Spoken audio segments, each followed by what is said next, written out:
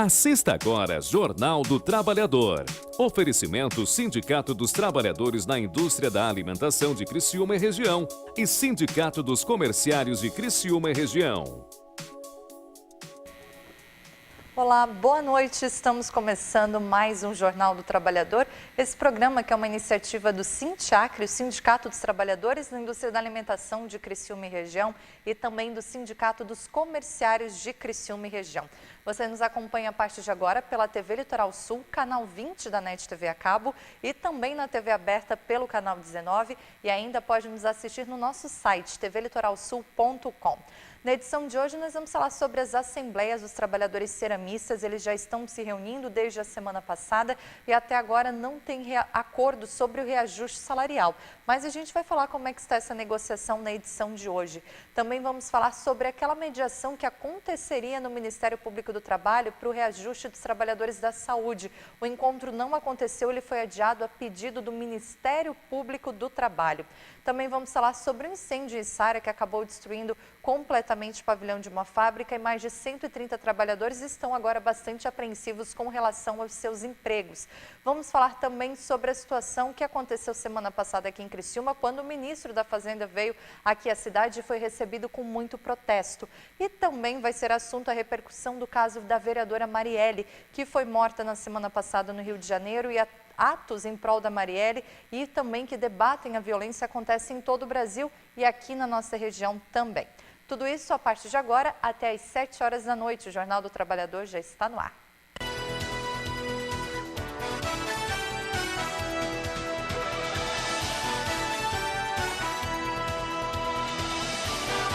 Jornal do Trabalhador.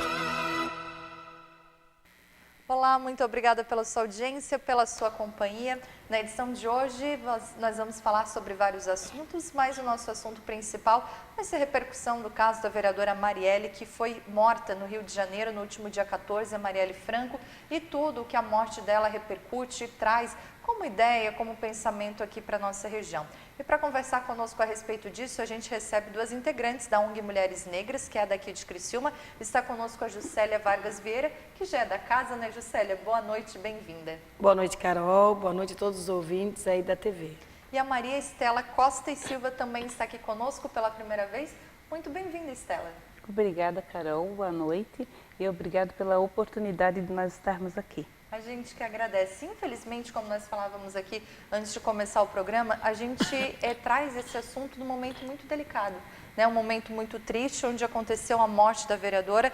Não foi uma morte, né? Ela foi morta, foi isso que aconteceu na semana passada, no dia 14, no Rio de Janeiro. E isso tudo tem trazido muita repercussão em todo o Brasil e aqui na nossa região. E também não tinha como ser diferente, né, Juscelia? Pois é, Carol. A gente já veio algumas vezes no programa, né? Falar sobre as questões do movimento sindical. E essa noite, o que nos traz aqui é o trabalho, né, que a ONG, que a Estela é a presidente da nossa ONG, vai poder falar um pouquinho dela e o que representa isso e o porquê a execução da vereadora Marielle, porque não foi um simples assassinato, né? Foi uma bala com destino, foi premeditado, foi pensado, né, articulado, e tem que realmente ter uma repercussão não nacional, como internacional, como está tendo, né? Nós vínhamos conversando sobre isso, eu e a Estela, que é uma morte que coloca o mundo na discussão da violência, da intolerância, porque não é só... A Marielle foi executada porque ela ousou desafiar o senso comum, ousou sair do senso comum, né, primeiro da sua condição de moradora de um lugar discriminado, de um lugar sem visibilidade ou com uma visibilidade apenas na questão da violência. Ela ousou sair deste lugar e ir para além, né, buscar com toda a dificuldade, através de financiamento público, que estudou e saiu dali e se desafiou ainda mais para além disso, né, a ocupar um espaço de poder, um espaço em que os negros e negras têm ocupado muito pouco, quase nada, principalmente as mulheres negras, porque na pirâmide social e na pirâmide da exclusão, nós ocupamos lá embaixo, né, o topo, nós ocupamos o topo da pirâmide, né, os piores empregos, os piores salários, né, está a população negra, né, e principalmente as mulheres negras, né, em termos de espaço ocupados de poder, haja visto, não vamos muito longe, vamos lá pela nossa cidade e por aí vai. Então, a vereadora Marielle, ela ousou ocupar um espaço e deste espaço fazer a diferença, porque tantos e tantas ocupam o espaço parlamentar, seja nas prefeituras, no parlamento estadual, no parlamento federal, e passam em branco anos e anos e anos e anos que nem se ouve falar de determinadas pessoas e que muitas pessoas acham que, esse está aparecendo agora, é a primeira vez, vai olhar, está no parlamento há mais de 20 anos e nada fez em prol da transformação da sociedade. E ela, diferente disso, a primeira vez que ocupa um espaço de poder, ousou a desafiar toda uma conjuntura, todo um cenário de que se eu estou aqui é para fazer a diferença, se eu tenho que estar em algum espaço, é para ver quem está errando e cobrar isso, né? E foi por isso que ela foi morta. Ela foi executada porque ela ousou a dizer, apontar os erros, né? E todos nós temos os nossos prós e os contras em relação à intervenção militar no Rio de Janeiro. Eu acho que, na minha opinião, a Estela vai poder falar por ela, mas na minha opinião, nos espaços que eu milito, a intervenção tem que ser feita na saúde, na educação, no investimento público, e não o contrário. Então, nosso país vai totalmente na contramão.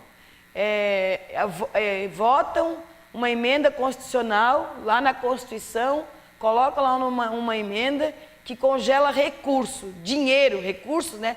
As pessoas, quando a gente fala emenda constitucional 95, as pessoas não entendem o que nós estamos falando. Ela é uma emenda na Constituição que diz, vamos parar de gastar dinheiro, de botar dinheiro, de mandar dinheiro para a saúde. Saúde é uma coisa muito genérica, ampla. O que significa? É não botar dinheiro para... Não pode comprar mais remédio, não pode contratar mais médico, não pode mais fazer posto de saúde. É isso que significa na prática. Significa as pessoas que estão na fila e que levam 6 meses para o exame vão levar mais tempo, porque vai ter menos exame. Por 20 anos, aliás. Por 20 anos, vai ter menos médico, vai ter menos remédio. O congelamento de dinheiro para a educação. Que educação? Estamos falando da creche.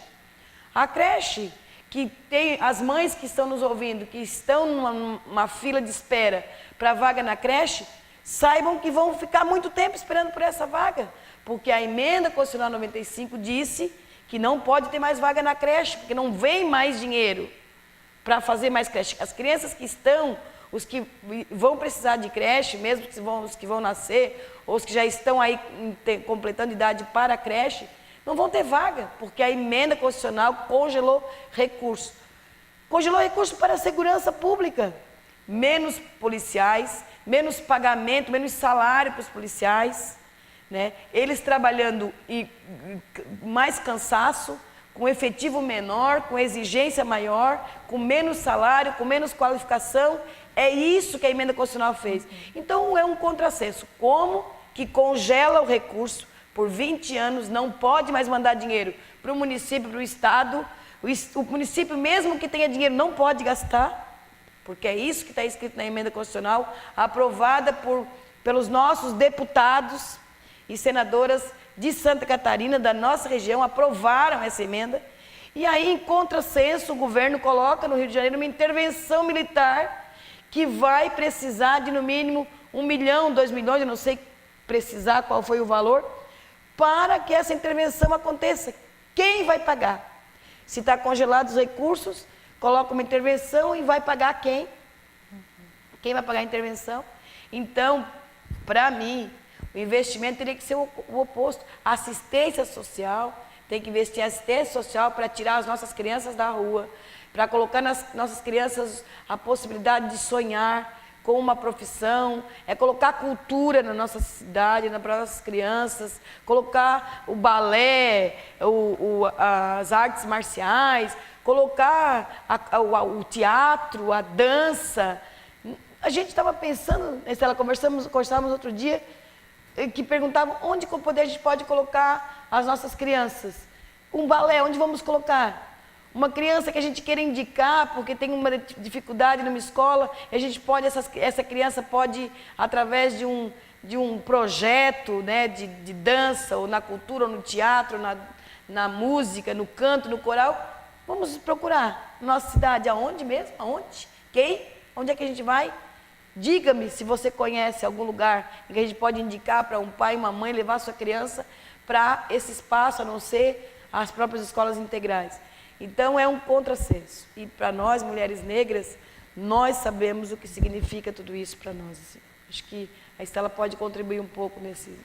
Estela, a gente nesse começo de conversa, eu fiquei pensando, considerando, né, um pouco do histórico que a gente conhece da Marielle, da parte da verdade, não do que foi levantado falsamente nos últimos dias, mas eu imagino que ela conquistou um sonho sendo vereadora, a segunda mais votada, ela estava no início da carreira política dela e me parece que eu imagino como mulher que ela devia estar muito feliz ocupando um espaço de tanto respeito na sociedade.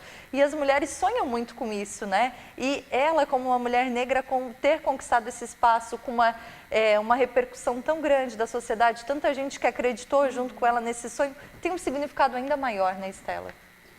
Eu penso que assim, ela estava na contramão, né? Ela estava completamente fora do lugar que ela deveria estar, porque historicamente ela não poderia ocupar aquele lugar. Uma mulher negra nascida em uma favela, hoje vereadora, e provavelmente teria uma carreira brilhante. Ela tinha tudo para dar certo. Então, teria uma carreira brilhante, era nova, era uma menina praticamente, né? Estava com muitos sonhos e que foram brutalmente interrompidos.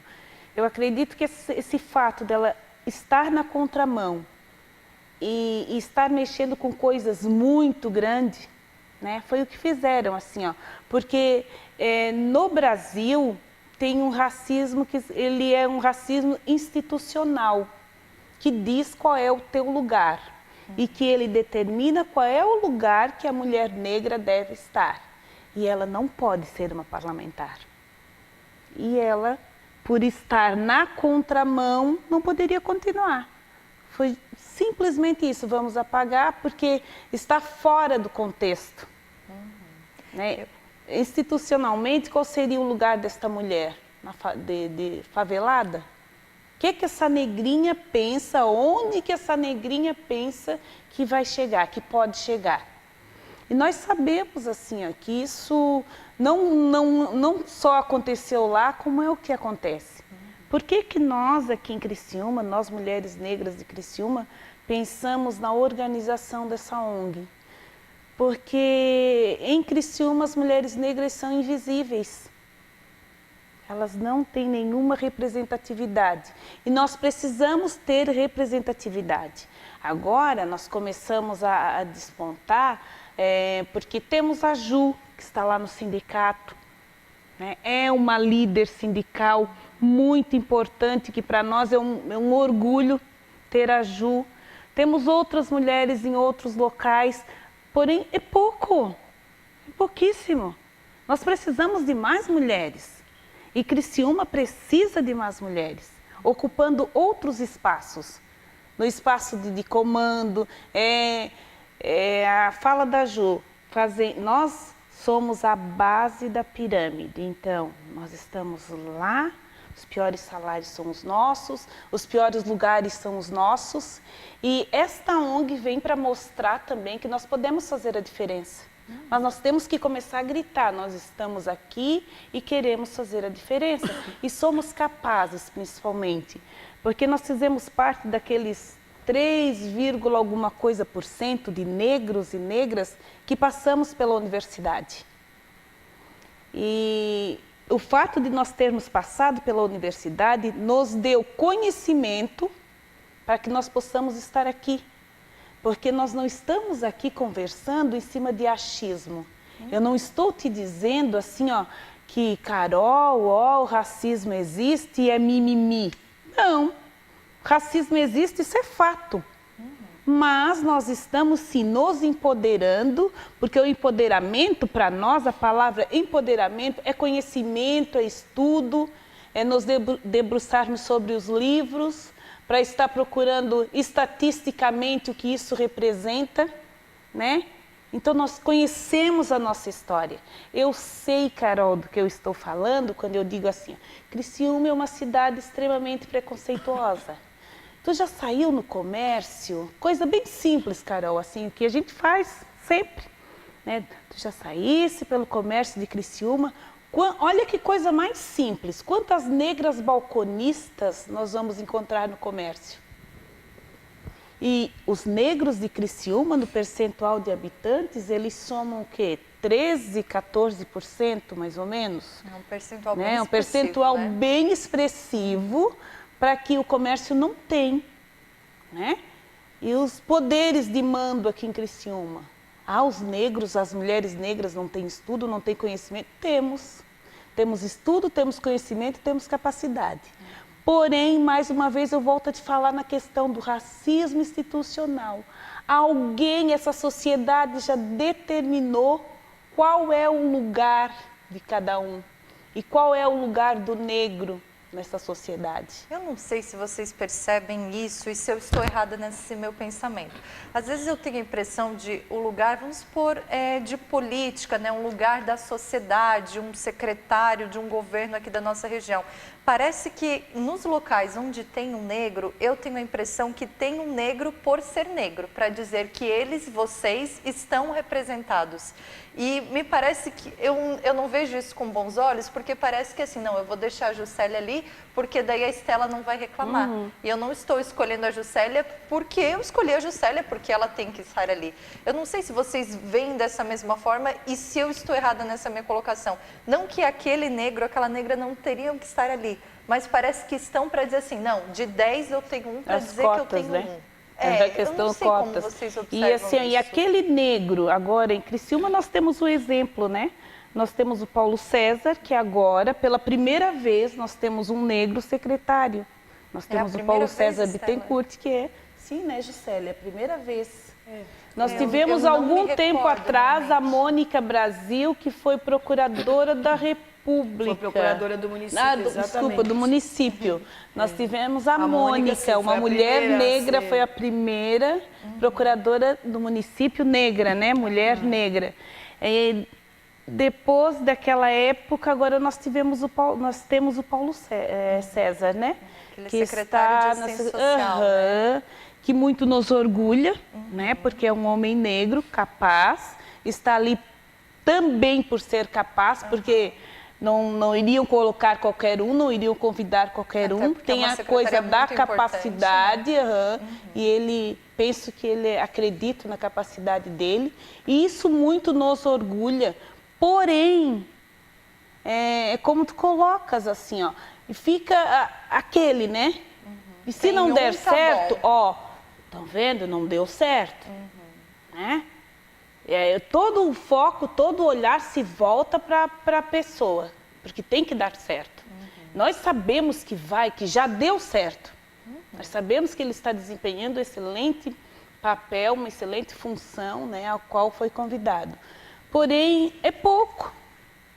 É pouco, porque são quantos secretários? Por que não ter mais um negro ou dois negros?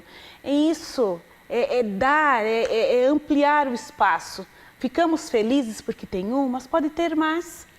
E principalmente, né, Estela, não é nem a questão só da figura das pessoas no alto escalão que é importante.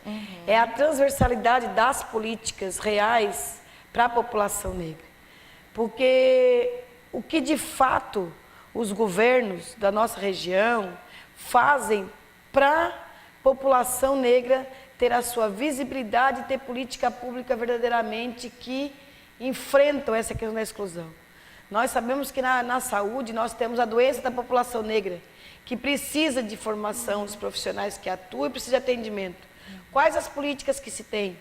A gente sabe das especificidades das nossas crianças negras nos bairros, que estão vulneráveis, né, na questão do próprio tráfico de drogas, do próprio envolvimento. Quais são as políticas que têm diretamente ligadas a essas crianças, que dá a possibilidade de quem está numa assistência social fazer as políticas transversais e atingir. Então, infelizmente, a gente da população negra, nós somos muito utilizados para discursos bonitos, discursos políticos, que na prática não são implementados. Então, é mais ou menos isso que a Estela traz, né?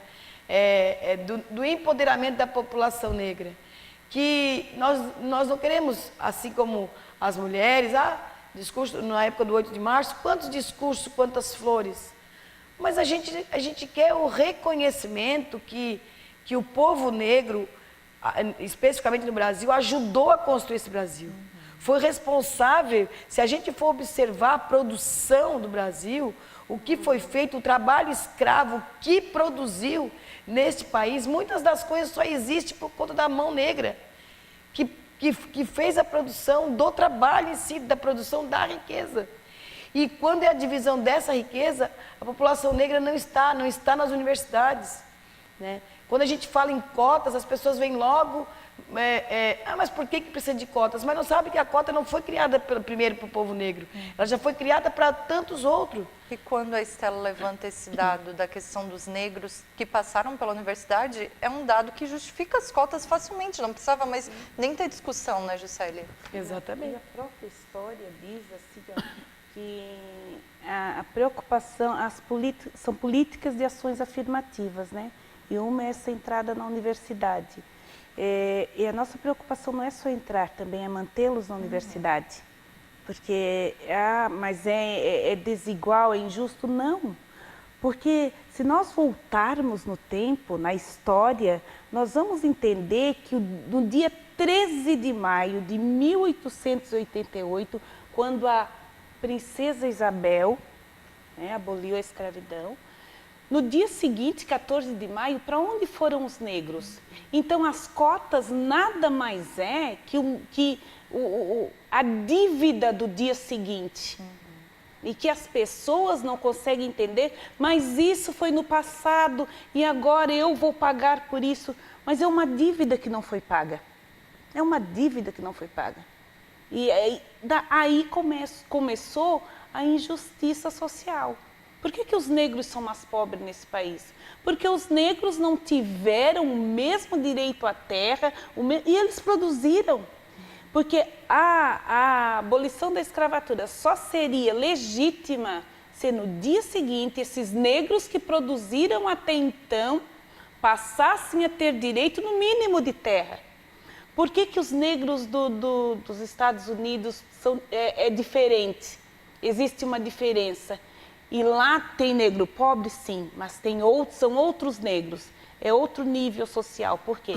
Porque a liberdade deles, eles conquistaram, não foi dada. E aqui no Brasil não tinha mais como segurar a escravidão. Como? Se estava chegando toda uma revolução industrial, estava chegando toda a questão do processo industrial, como que iam continuar? E os imigrantes, para onde iam? Que tinham que receber terra, os italianos, os poloneses, todos esses. E aí os negros saíram, não tinham para onde ir, e as cotas são políticas de ações afirmativas, porque no dia seguinte não se tinha para onde ir. E as pessoas ainda não conseguiram, não conseguiram entender.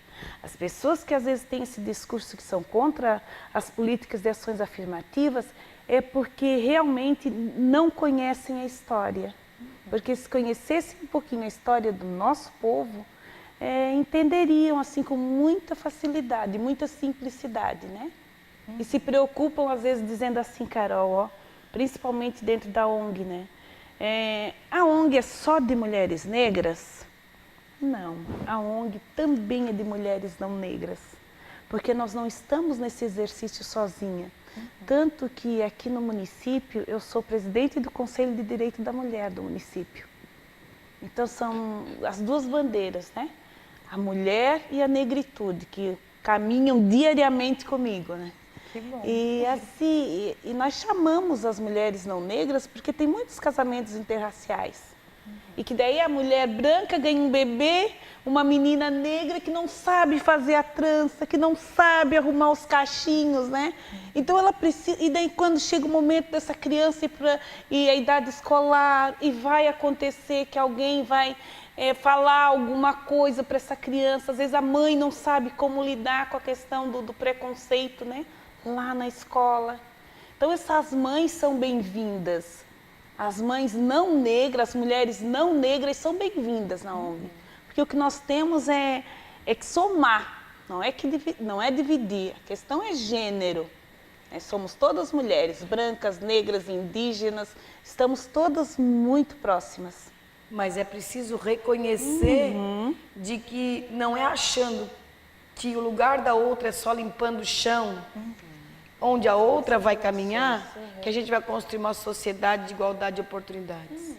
É achando que as pessoas podem, negros e não negras, estar limpando o chão, como também podem estar determinando, né, o valor de quanto deve ganhar esta pessoa, mas com o mesmo grau de importância, e que podem ser o contrário, não necessariamente ali limpando o chão. É o lugar dos negros e das negras, não é? E esse dia seguinte do povo negro, alguns ficaram os seus senhores só pela comida. Outros foram, por que ocupa a maioria da população negra está nos bairros mais pobres das cidades? Por que nas periferias e por que nas favelas? Porque foi onde deu para ir. Ir lá construir com papelão ou com o que for, uma casa, e ali tentar reconstruir as suas famílias. Ou então nos quilombos, que foram a partir da organização dos quilombos, da resistência, né, na luta pela liberdade, em que muitos brancos estavam junto nessa luta, porque não tinha como ter uma sociedade livre, uma sociedade humana, quando tinham pessoas escravas. Então, esses brancos percebiam, não tem como nós sermos felizes escravizando outras pessoas. Nós temos que estar juntos, uma sociedade construída na liberdade, na oportunidade, e sempre tivemos essa luta. Então, é as pessoas que compreendem isso, que uma sociedade, ela só será feliz quando essa felicidade não for só para alguns, mas sim para todos e todas. E é isso que a gente discute um pouco, né? Isso que a Marielle também, aquela vereadora, tinha tão presente. Ela queria poder entrar e sair daquele ambiente da favela, assim como pudesse entrar e sair de qualquer um outro bairro do Rio de Janeiro. Por que lá tinha que as pessoas entrar com medo e sair, entrar com segurança, sair com segurança, digo, pago ou cuidando, porque era perigoso entrar lá? Isso era inconcebível a ela. Uma sociedade precisa ser uma sociedade de ambiente seguro para todos e todas. E não pode existir um rótulo, e essa luta, né, que nós trazemos, e porque a gente fez o ato aqui em Criciúma, e fazemos o ato no Brasil e no mundo inteiro, é isso, porque aqui na nossa região, nós somos mulheres de luta. Nós vivemos, enfrentamos esse racismo institucional que dizia que o nosso lugar não era na universidade. E nós enfrentamos esse racismo, né, Estela? E fomos para a universidade. Desafiamos ir para um lugar que diziam quando as pessoas precisam entender, quando a gente diziam o sistema, a construção histórica da sociedade, o jeito que ela vem sendo construída, algumas pessoas têm a concepção de que o lugar do negro é aqui, o lugar do branco é aqui. Então, esse racismo institucional que determina, que a gente teve durante muito tempo, né, a tal da aparência para a contratação. O que significa aparência? Você não pode ser negro, porque a sua pele escura ofende as pessoas que não gostam de ver essa aparência. As pessoas não gostam de ver essa aparência de quando ir numa direção de uma escola, ou uma direção de um escritório, ou num consultório, ser atendido por um médico ou uma médica negra. Essa construção histórica fere a algumas pessoas que têm, pelo seu ambiente, conviveu, esse racismo lá dentro e que dói, né? Tudo que a gente tem de conceitos, desconstruir esses conceitos, dói. Então essas pessoas, quando se predispõem a olhar como foi construído, que não tem culpa às vezes de ser racista, porque pertenceu a uma família, pertenceu a uma descendência que sempre falou, né, foi racista, então dói, mas a gente precisa compreender. Então nós desafiamos esse racismo institucional e fomos para a universidade, fomos ocupar os espaços de poder, o espaço que eu ocupo hoje é um espaço de visibilidade, né?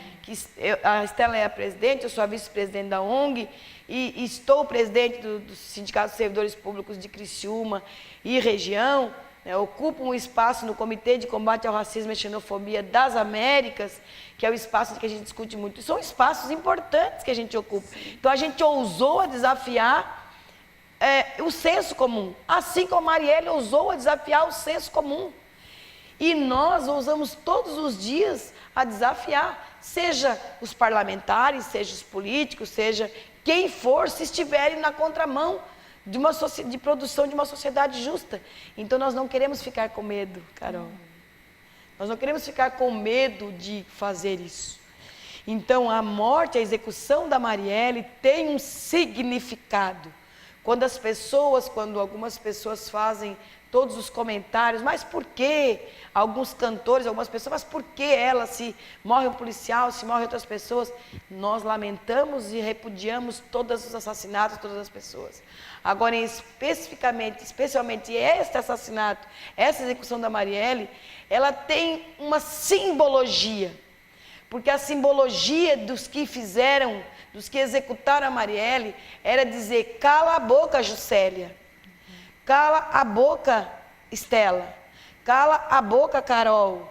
Cala a boca, você que ousa dizer, apontar erros de quem comanda, de quem tem poder, cala a boca. Então, essa simbologia da execução da Marielle é que está fazendo esse protesto no mundo inteiro. É uma repercussão mundial, uma repercussão no Brasil, e as pessoas precisam entender. As pessoas não podem se deixar levar por uma fala muito simplista do fato, do ato. É muito simplista dizer por que tanto poupa, tanta mídia, tanta repercussão, tanta comoção na morte de uma pessoa ou de duas pessoas, que foi o motorista que estava com ela, né? O motorista Anderson. Então, por que tanta comoção numa morte, como no Brasil se mata diariamente? Um jovem negro morre no Brasil, as estatísticas, enquanto nós estamos aqui, em algum canto nesse país, nessa uma hora morreu um jovem negro. Morreu uma mulher violentada. Essa é a estatística do Brasil.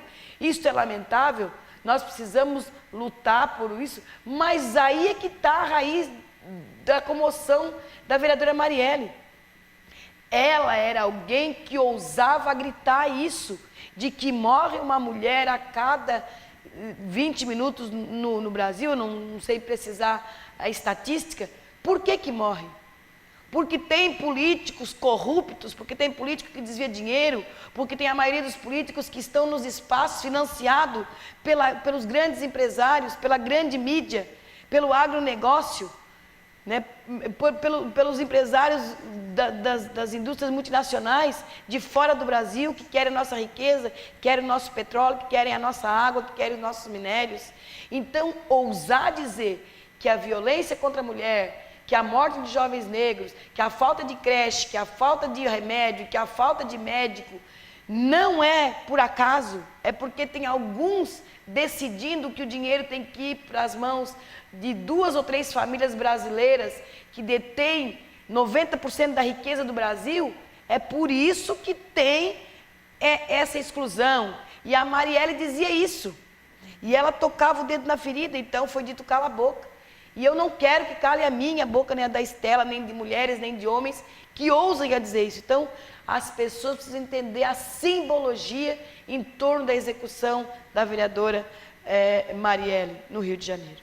A gente vai fazer um breve intervalo, vou pedir licença para vocês. A gente está conversando com a Juscelia Vargas Vieira e com a Maria Estela Costa Silva a respeito desses assuntos que, né, muitos assuntos num só, e a gente pede para que você aguarde um pouquinho, a gente tem intervalo e a gente continua falando sobre a repercussão e sobre a simbologia, então, da morte da vereadora Marielle e outros assuntos também. É rapidinho, então não saia daí.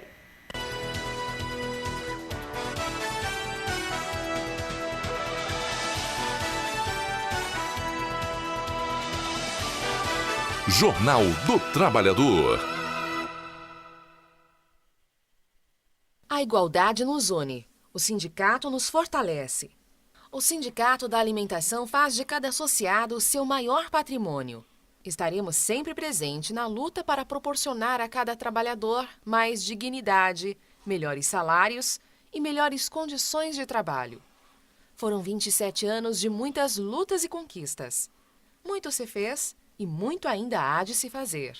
A união que nos alimenta é o desejo incansável de proporcionar à classe trabalhadora dias melhores, com mais inclusão e respeito por parte da classe patronal. Pois, para o Sindicato da Alimentação, participar, representar e contribuir com o nosso associado é resgatar nossa história e valorizar ainda mais o nosso futuro como trabalhadores e trabalhadoras. Sindicato dos Trabalhadores na Indústria da Alimentação de Criciúma e Região. Sintiacre, 27 anos em defesa dos direitos da classe trabalhadora. Queria agradecer a você, Rô, Jaque, Rê, Jussara, Denise, Paulo, Nina, São José e muitos aqueles que veio cozinhar. Então eu queria agradecer vocês por estar nos ajudando. Eu passei por muita coisa e agora eu estou aqui quase sendo uma estrela. Então eu queria agradecer vocês. Então por isso que eu estou aqui agradecendo. E eu faço de tudo pra... Assim, eu não sei como explicar, mas eu tô torcendo muito pra Copa da Vida. Se eu tivesse esse dinheiro, eu compraria. Então, obrigado por tudo mesmo.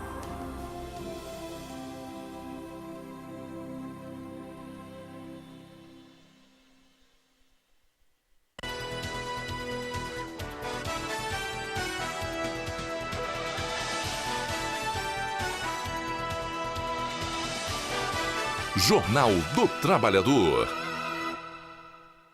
Olá, estamos de volta. Esse é o Jornal do Trabalhador. Você nos acompanha no canal 20 da NET TV a cabo, também no canal 19 para todo o sul do estado, na TV aberta, e ainda pode nos assistir ao vivo no tvlitoralsul.com e rever ainda esse programa, essa entrevista ao longo da semana. Estamos recebendo hoje aqui a Juscelia Vargas Vieira e a Maria Estela Costa Silva. A Maria Estela é presidente, a Juscelia Vargas vice-presidente da ONG Mulheres Negras, e a gente debateu um pouquinho aqui já a respeito, um pouco da repercussão da morte da vereadora Marielle e, claro, do motorista dela, o Anderson, também. O crime aconteceu no último dia 14, no Rio de Janeiro, e a gente falou um pouquinho também sobre o papel da mulher.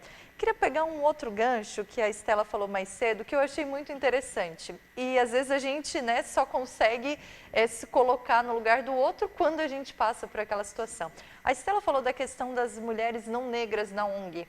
Né, de às vezes não saber fazer uma trança, não saber como lidar com a situação. E eu achei isso muito curioso, que é uma coisa, Estela, que eu confesso que eu nunca tinha pensado. E é verdade, deve ser... É difícil fazer uma trança comum, mas essas tranças de vocês eu acho impossível. E vocês conseguem trocar essa experiência, conversar e fazer esses momentos leves também, né, de crescimento, de aprendizado ali na ONG. Sim, o espaço da ONG é bem essa troca de experiência, troca de conhecimento. E por que que a ONG nasceu? A ONG nasceu porque antes eu participava da ONG Mulher. Nós temos a ONG Mulher aqui, ainda participo da ONG Mulher, né? Só que a ONG Mulher, nós discutíamos todas as questões referentes à mulher. E tem e algumas especificidades da mulher negra, às vezes não era pauta. Sabe, a gente pautava, porém precisávamos pensar e nos organizar enquanto mulher negra. Isso foi uma questão de organização. Quais eram os nossos anseios? O que é que nós gostaríamos de conversar? Quais eram as especificidades da mulher negra? E quais eram as pesquisas que nós fizemos antes de iniciar a nossa ONG? A nossa ONG ela é bebê, ela tem 1 ano e pouco, né? E quem era a mulher negra de Criciúma que nós gostaríamos de homenagear? Então, a nossa ONG ela leva o nome da professora Maura Martins Vicência, a dona Maura, que foi uma mulher assim que foi um grande exemplo para nós de mulher negra, de luta, e que dizia para nós a importância de nós estudarmos e que a gente deveria ter o nosso posicionamento enquanto mulher em Criciúma, mulher negra. Então, ela muito nos ensinou e ela faleceu há 2 anos, nos deixou, né? E então colocamos o nome da dona Maura, uma homenagem. Com isso, nós, dentro da nossa ONG, nós discutimos essa questão do trabalho, né? Onde é que estão as mulheres negras, e decidimos esse ano também estar lá na comunidade, conversando com as mulheres negras, dizendo para elas que se nós fomos, elas também podem. Nós temos que ser exemplo para as meninas negras, né? Porque elas nos veem, elas dizem, não, eu também vou ser assim, eu também posso. E empoderar as meninas, dizer que elas podem, que elas têm que estudar. Eu lembro o meu pai era mineiro, eu sou filha de mineiro, pai mineiro e mãe lavadeira, mas assim, ó, a minha mãe que alfabetizou o meu pai. E o meu pai dizia assim, todas as minhas filhas têm que ser professora.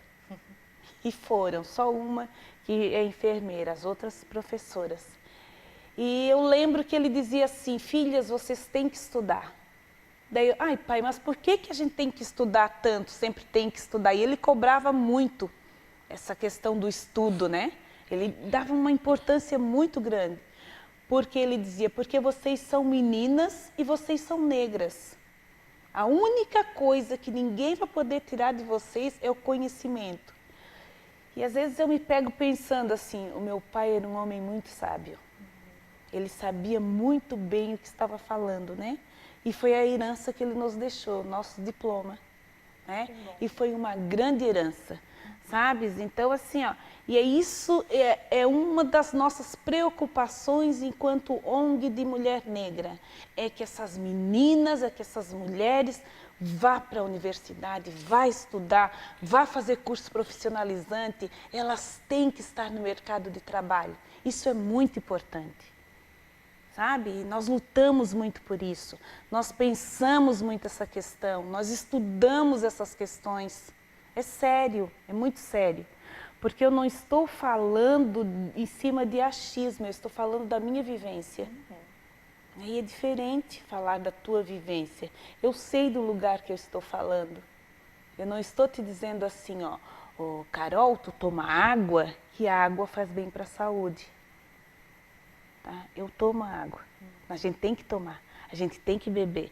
Então eu falo de tudo que nós passamos, que nós vivemos. E é meio utópico às vezes, né? Nós queremos um futuro melhor, mas nós somos educadoras, né? Eu sou pedagoga, a Ju, a formação da Ju também na área da educação, né? Então nós somos bem utópicas, bem sonhadoras, nós ainda sonhamos com um futuro melhor para a nossa sociedade.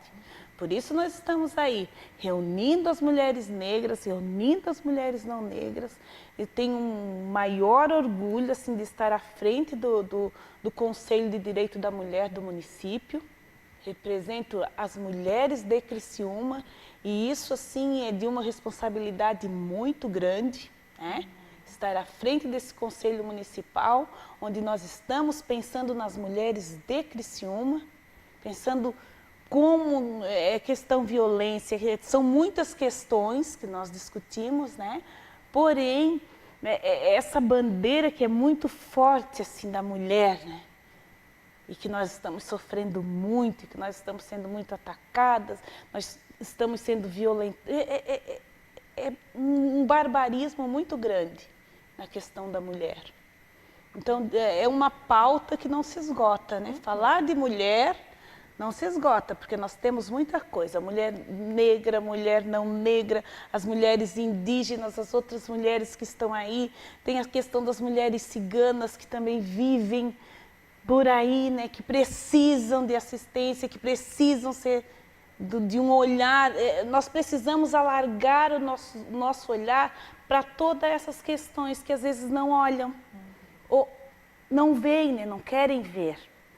Querem ver essa realidade que nós temos. E Criciúma não está fora dessa rota, né? Então, nós estamos falando de Criciúma, do que está acontecendo em Criciúma. Ju, a Estela, ela falou um pouco, né, de ser utópica e ser sonhadora, e às vezes a gente tem a impressão de que as coisas estão melhores, de que a gente já evoluiu um pouco na questão da educação, de que já diminuiu um pouco o preconceito.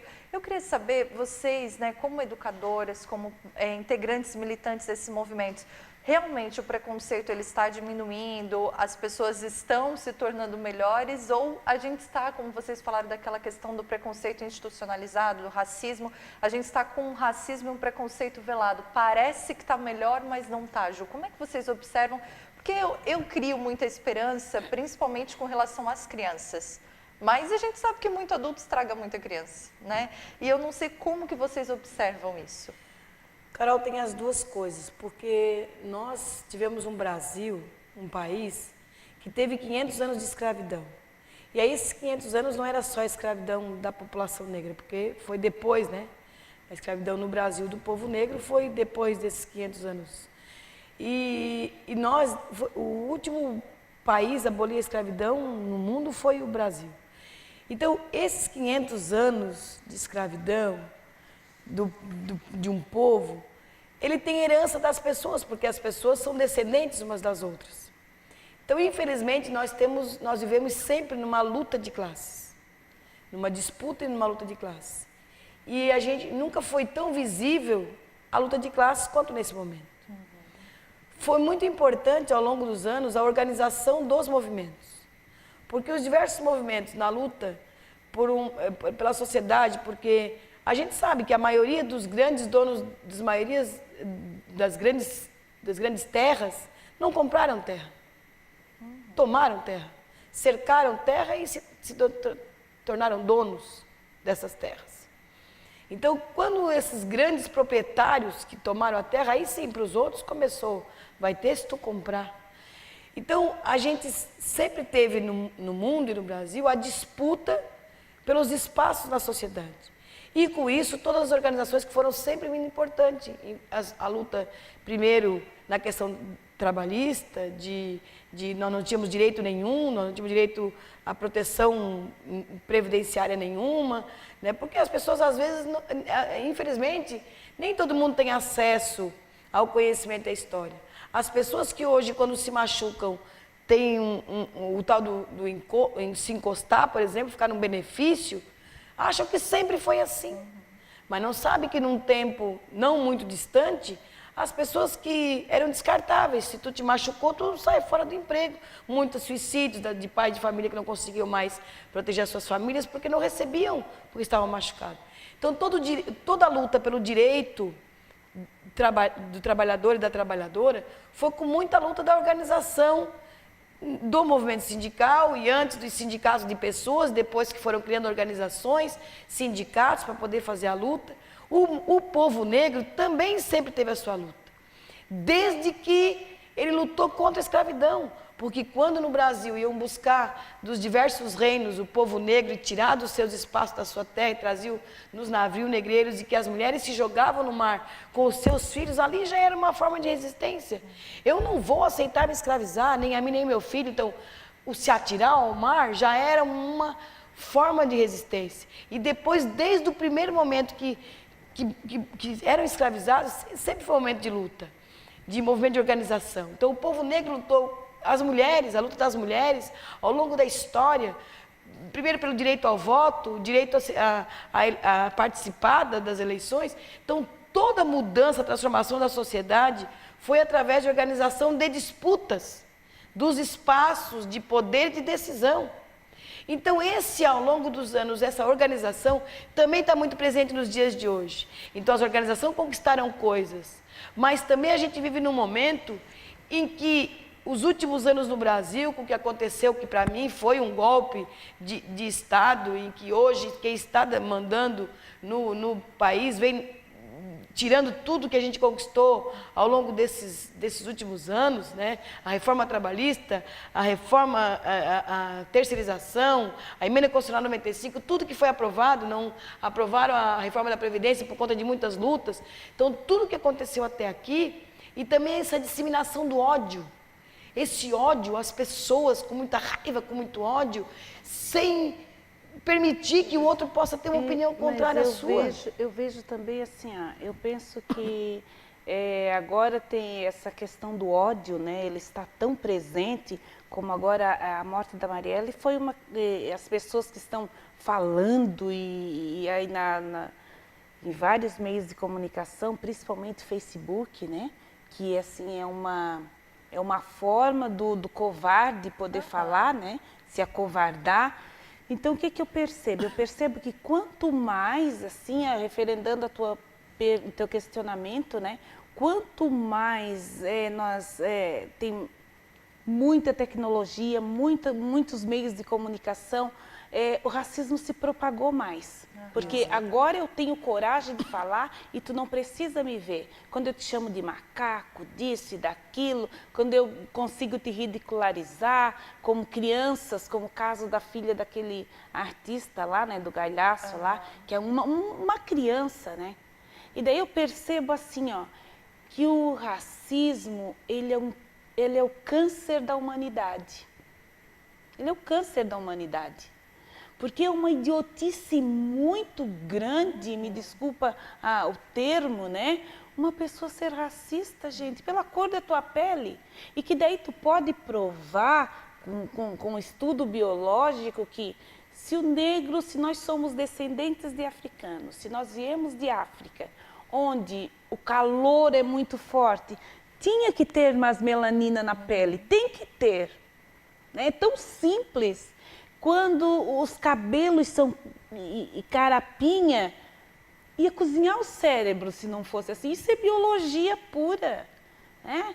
E daí, graças a Deus, nós temos uma lei de 2003, a Lei 10.639, onde ela traz a obrigatoriedade da inclusão do estudo da África no currículo escolar, né? Para que as crianças, desde a educação infantil, possam conhecer a história do povo africano e que as crianças possam saber que a África é o berço da civilização humana. Isso a escola tem por obrigação ensinar. Tem resistência na escola? Tem, porque é um processo também cultural, porque aquela professora que às vezes não ensina e faz de conta que ensina, que não inclui no conteúdo, tem que ver também a vivência daquela professora, de onde ela vem, como é que é a família, tem toda uma questão cultural também. Mas eu penso que a mudança toda vai acontecer através da educação. E que nós estamos caminhando para isso. Mesmo tendo toda essa covardia em Facebook, isso e aquilo, melhorou. Melhorou porque agora nós estamos assim, vivendo um momento de não mais nos calarmos. Então, a partir do momento que nós começamos a falar, o racismo ele está... Porque se tu perguntar assim, ó, existe racismo no Brasil? Todo mundo diz, existe. Quem é racista aqui? Ninguém. É feio ser racista, né? Mas as pessoas são. Maria Estela Costa Silva, presidente da ONG Mulheres Negras, eu agradeço muito a presença aqui. O nosso tempo, infelizmente, encerrou, mas a gente está sempre com as portas abertas. Então, muito obrigada e parabéns pelo trabalho de vocês. Obrigada, Karen. Agradeço também Juscelia, que é de casa, né? Sabe que a porta está sempre aberta aqui. Juscelia, mais uma vez, muito obrigada pela oportunidade de a gente poder conversar. Tenho certeza que todos nós aprendemos um pouquinho. Muito obrigada. Obrigada, Carol. Estamos sempre à disposição. Tá certo. Então, a gente vai encerrando o nosso Jornal do Trabalhador por aqui. Muito obrigada pela sua audiência, pela sua companhia. Lembrando que você pode nos rever aqui na programação do canal 20, do canal 19 e também na internet. Uma boa noite para você, boa semana, até quarta-feira. Jornal do Trabalhador. Oferecimento Sindicato dos Trabalhadores na Indústria da Alimentação de Criciúma e Região e Sindicato dos Comerciários de Criciúma e Região.